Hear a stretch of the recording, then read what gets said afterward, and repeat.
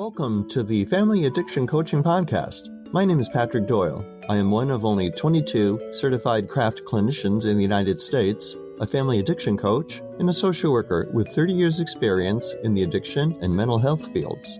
From this series, you'll learn insider tips and strategies to best help a loved one with addiction gain health and recovery. You will also learn how to improve your family's overall quality of life. Let's get started.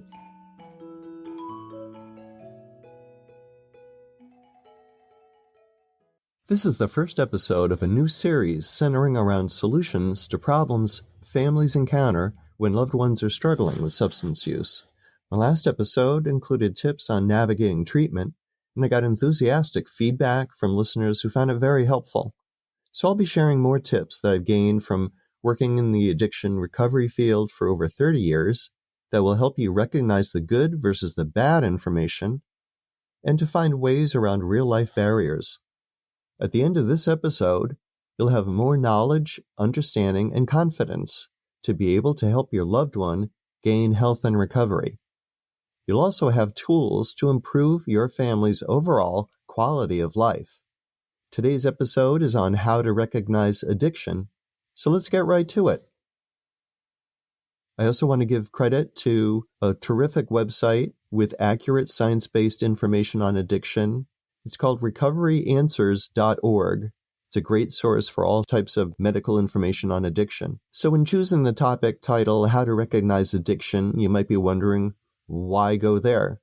Addiction is woefully under-recognized. It's woefully misunderstood. There are a lot of myths and untruths that we tend to believe about addiction. And if we're really going to help somebody, we need to be able to identify it, to see it for what it is, and then understand the best ways that we can help that person gain health and recovery. There were 100,000 overdose deaths in the year 2021, far and away exceeding any previous year's level. Clearly, we are not doing a good job in identifying, recognizing addiction, and supporting people to get into greater health and recovery. As I said, there's a tremendous amount of misinformation, false information, outdated information, assumptions that we tend to make about it. One of the most common questions that I've ever encountered upon fielding thousands of phone calls, client sessions, family coaching sessions is, how do I decide if there is a substance use problem?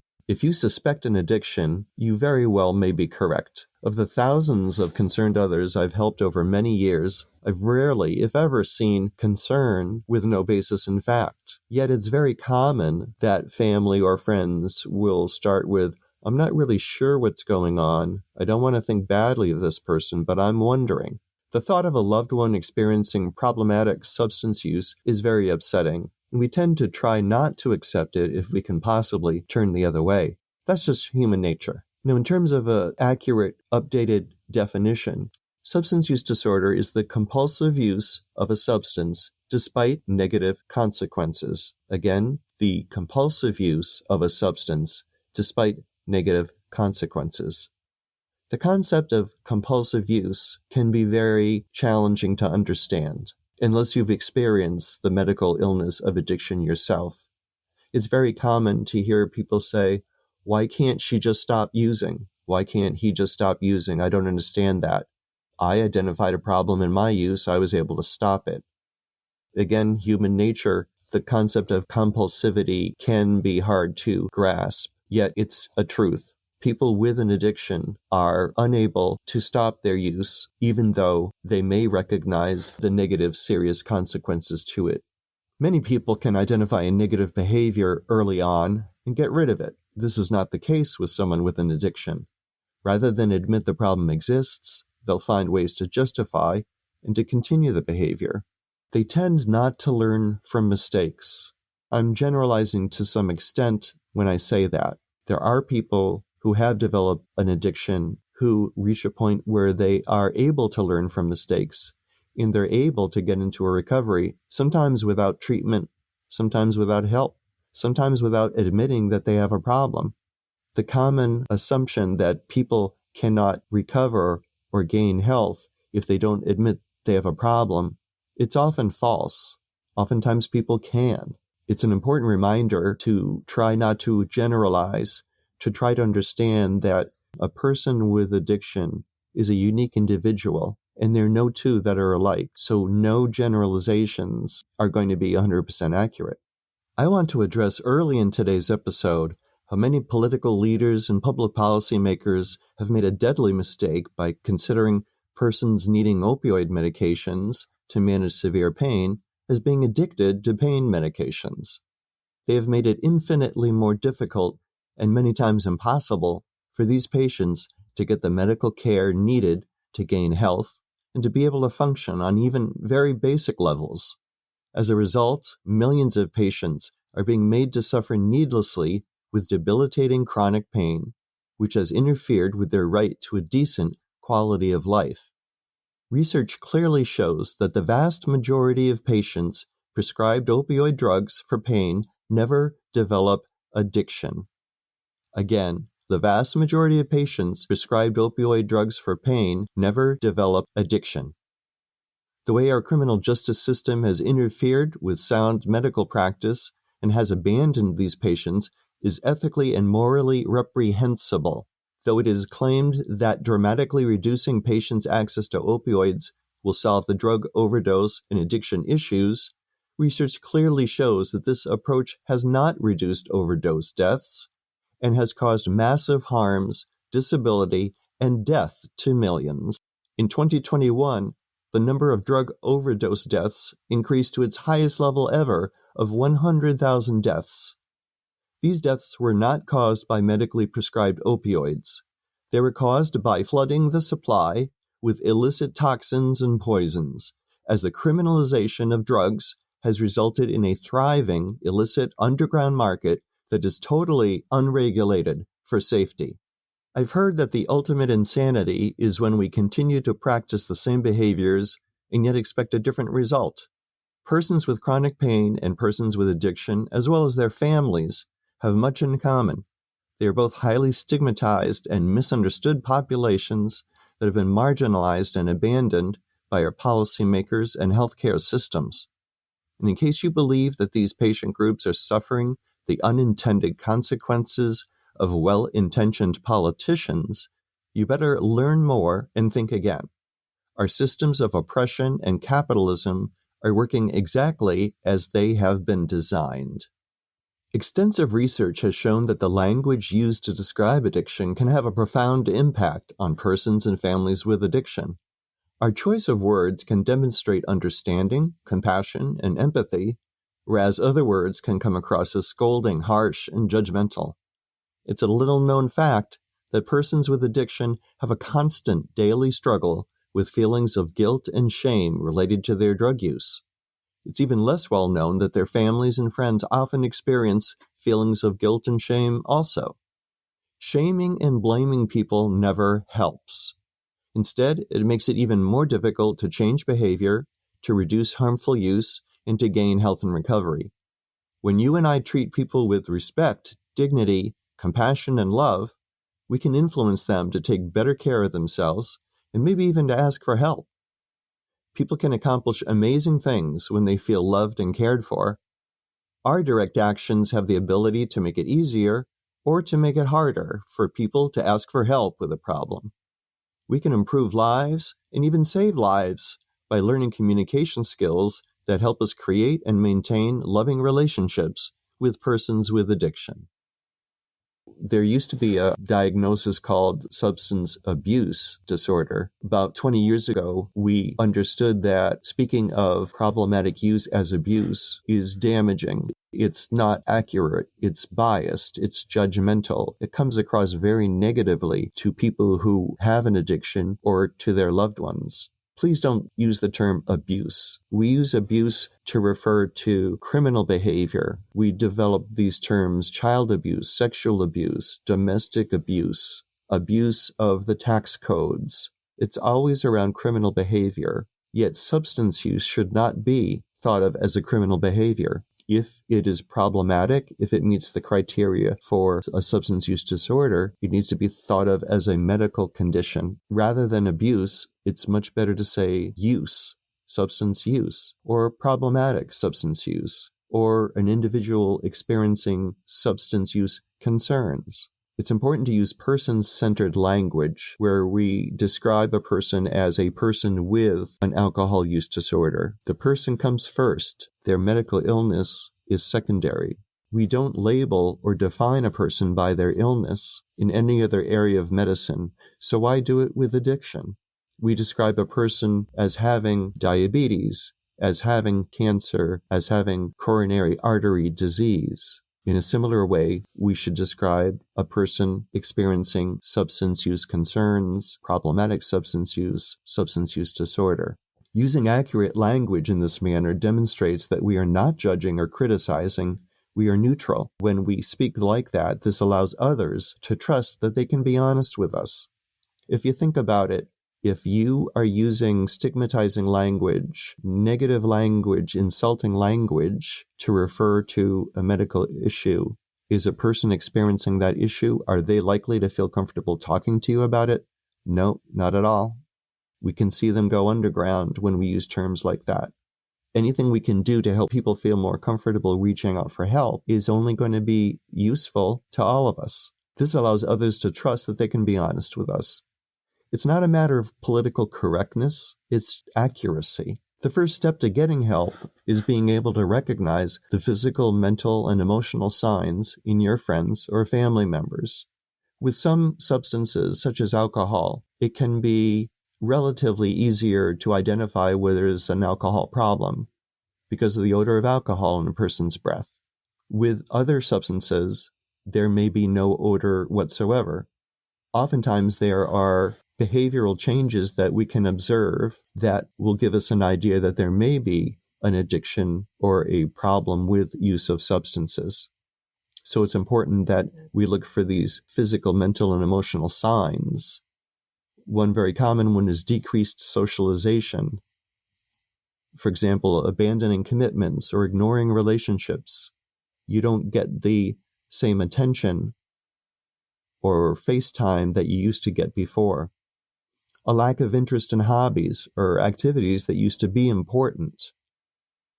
Neglecting relationships or reacting negatively to those closest to them. Missing important obligations like work, whereas formerly the individual would never have been late for work or missed work entirely. Now they're starting to do that. There oftentimes is an increase in the frequency of risk-taking tendencies, especially to get drugs or to continue certain behaviors. There's a tendency to ignore the negative consequences of their actions. The person is not able to recognize, admit, and respond appropriately to mistakes that they are making. Oftentimes, there's a distinct change in sleeping patterns. It could be sleeping more, or it could be sleeping much less. There tends to be increased secrecy, not telling the truth about the amount of the substance used or the time spent, how a person spent their time.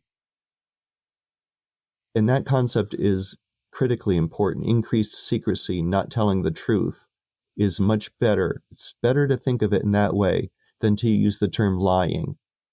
Although, again, human nature, we tend to think of others, when others are telling mistruths, we tend to think of it as lying, and we might even call them liars. The person with the addiction has so much shame in their behavior, they cannot bear the thought of disappointing you, letting you down, hurting you. And that's usually the reason why they are unable to tell the truth about what's happening. If they can present it in another kind of way, they are hoping to spare you some pain and disappointment. Using the term lying increases a person's experience of shame. What we do know is that shaming people does not help. It only makes it much more difficult to accept the reality and to ask for help. You may notice an increase in social isolation over time. People with an addiction tend to surround themselves with others who encourage their habits. Common sense. You may also notice medical signs suggesting addiction. unexplained injuries, the classic come to work with bruises on their face or on their arms. And when you ask your coworker about that, they don't answer the question, or maybe they give an answer that just does not seem plausible. Abrupt change in weight, either gaining weight or losing weight. Especially with certain substances like methamphetamine, also known as speed, or cocaine, there can be a deterioration in the appearance and health of skin, hair, teeth, and nails. The person may go through physical withdrawal symptoms like sweating, trembling, or vomiting. One thing we've learned about physical withdrawal is that we have more of an appreciation of the fact that withdrawal from a substance can be a medical crisis and needs medical attention. We've always known that about alcohol.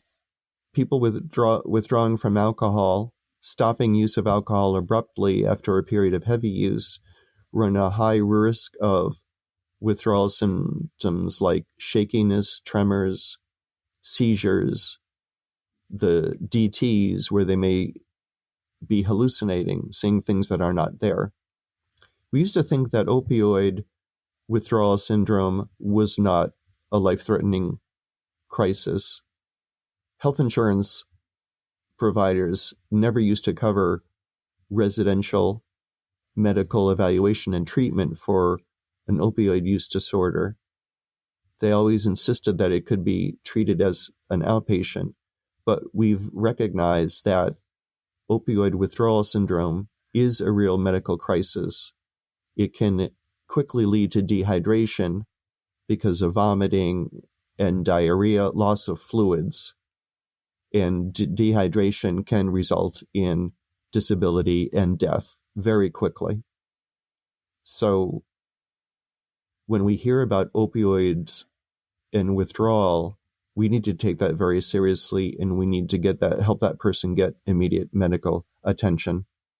There can be memory loss or problems with recall. You may have heard the term blackout. A person, for example, with alcohol, after a day of heavy drinking, the next day, that person may not be able to remember things that happened the previous day when they were under the influence. Although they were functioning, they were up and about, they were having conversations with people, perhaps, but the next day they don't remember it. If there's a less dramatic loss of memory with just bits and pieces of the previous day that one cannot remember, sometimes that's referred to as a gray out, as opposed to a blackout. Change in speech, like slurred words or rapid rambling, can be an indicator of addiction, substance use. Sudden changes in mood. Aggressive behavior. Domestic violence sometimes happens with intoxication and with substance use. It doesn't always, but sometimes it does. One important fact that we've learned is that if a person has been vulnerable to acting aggressively or violently when they're under the influence, if they later on stop using the substance, it does not necessarily mean that they're not going to be violent again in the future, even though they're not under the influence. We used to assume that violence was always due to intoxication, but what we've learned is that oftentimes it's not. And if a person is prone to violence while intoxicated, they can possibly be violent again, even if they have stopped using the substance. So when we evaluate for domestic violence and for safety, it's important to recognize that fact so we can take appropriate steps to make sure people are going to be safe. There's a tendency to blame other factors, other people, for their problems. They tend to have irritability. They snap more easily. They oftentimes can show signs of depression, apathy, caring less about things, impaired judgment, engaging in activities or behaviors where they don't recognize the risk involved. Classic example of that is driving under the influence. Most people driving under the influence are truly not aware of the risks involved. And when you try to take their keys away before they start driving, they will insist that they are perfectly fine to be driving, and they believe it. So impaired judgment is a hallmark of substance use and intoxication, blaming other factors or people for their problems. Someone with an addiction will often understate the seriousness of their condition. A key point, it's important to eliminate any potential medical reasons for someone's health decline. And all of the changes, behavioral changes that I have described can also be related to other medical conditions like depression or other physical causes. A physical examination is often extremely important. Some key points. Use of a drug does not mean addiction. Even if the drugs being used are drugs that we tend to think of as being problematic in and of itself, for example, heroin, methamphetamine, cocaine, marijuana. Many people can use substances safely, and use of these substances can, in many cases, enhance their life or give them pleasure. Oftentimes, people can use substances to promote a feeling of well-being. There's a common expression, a drug is a drug is a drug. And what we mean by that is that alcohol and drugs, we tend to look at them differently in this country. However, alcohol is a drug. And even though we recognize and understand science-wise that there's no difference between alcohol and other drugs, we still refer to them by different terms. And that is highly problematic. We tend to minimize the damage, disability, and death caused by alcohol as compared to other drugs, when the reality is that alcohol causes more disability and death in our country than any other drug, except for nicotine. But other than nicotine, alcohol is the number one killer of people. In our society, where alcohol use is so acceptable and common and normalized, we tend to minimize that, and that's a real problem. It can be useful to think of other drugs, other substances, the way that we look at alcohol, to use the alcohol analogy. For example, people can use heroin safely. People can use alcohol safely. Also, there's a big difference between dependence versus addiction. But it was not that long ago, maybe 15, 20 years ago, when dependency on a chemical was part of the definition of addiction. However, we've learned that that's not always the case. There are many substances that, through proper medically supervised use, a person will develop a dependency on them. For example, with opioid pain medications, if a person takes enough opioid pain medication under a doctor's supervision, if they need a certain amount over a certain period of time, they will develop a dependency, a physical dependency on that chemical, which means that if they stop using that drug, they will go through a withdrawal syndrome. They will feel badly. They may be vomiting. They may have tremors. They may feel very uncomfortable. Oftentimes, we misunderstand dependency as being a negative thing, a harmful thing, and that the person has developed an addiction, and that the best thing that we can do for that person is to take that chemical away from them. This is a real problem for people who are experiencing chronic pain, who have valid medical needs for analgesic medications, such as opioids or other substances or drugs. By using the pain medications, it will enhance many people's quality of life.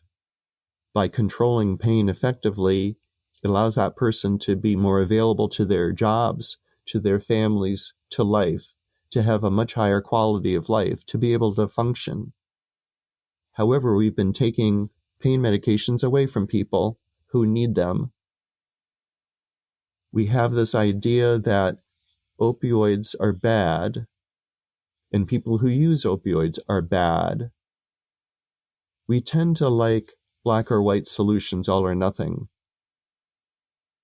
What has happened is that people with legitimate needs for pain management from opioids have not been able to get those medications and are suffering tremendously, sometimes to the point of suicide, ending their own life, because they cannot tolerate the pain that they have to endure. And that's just wrong. It's highly problematic. Opioid pain medications can be used safely, and we need to support people who need them, and we need to think of them with respect and dignity. We cannot be taking opioid pain medications out of circulation. We cannot be taking them away from people who need them. It doesn't help anybody, and it makes things much worse for people who need pain management and for all of us. Another important point, babies cannot develop an addiction. Again, I'll say it, babies do not develop addiction. There's a common misunderstanding that you'll see in the media. A baby is born, the mother had been using substances, whether it be alcohol or opioids, and when the baby is born, there's an abrupt discontinuation of that substance, so the baby will go through what they call a neonatal withdrawal syndrome, and they will go through withdrawal, and they will need medical attention to care for them so that they can become healthy again. However, to refer to a baby as being born addicted is not accurate. They don't have an addiction illness. They're not able to exercise agency or make decisions. They're not able to engage in compulsive behaviors. It's a baby.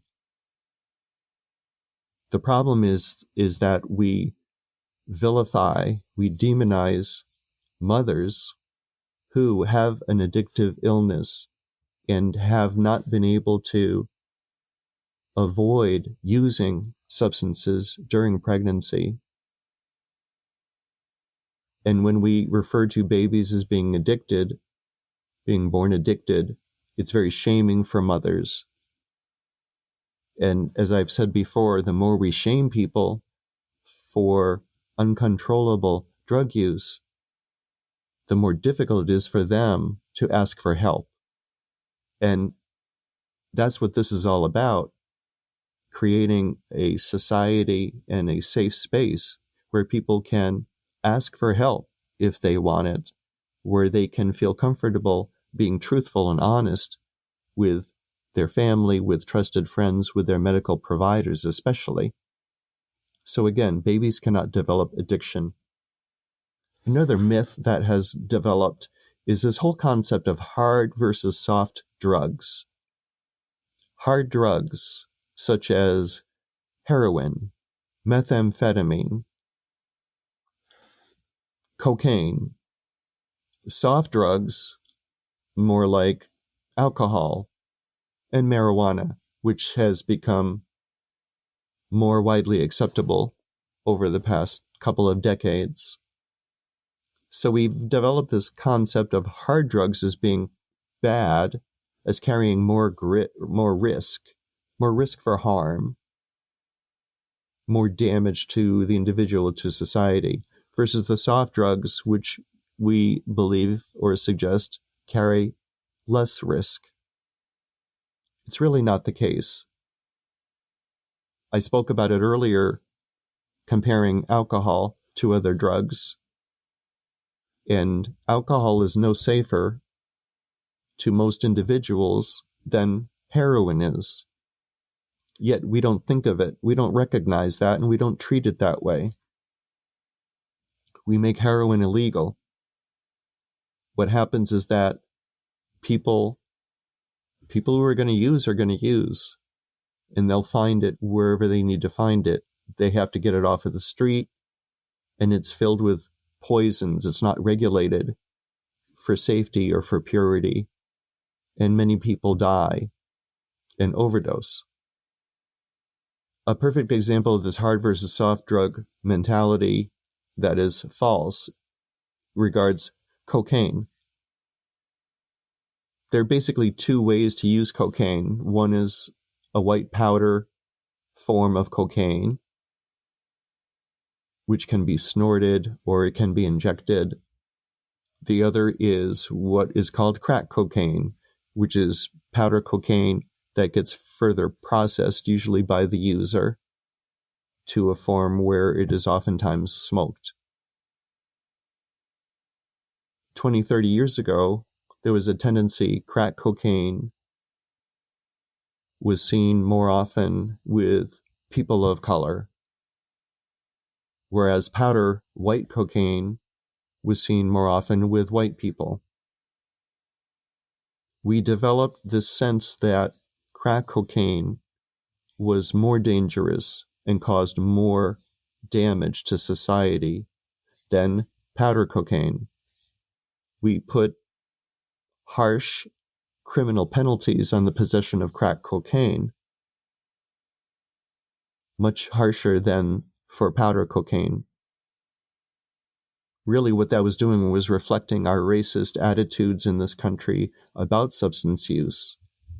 So it was an outgrowth of our racist heritage. However, crack cocaine does not present more risks than powder cocaine.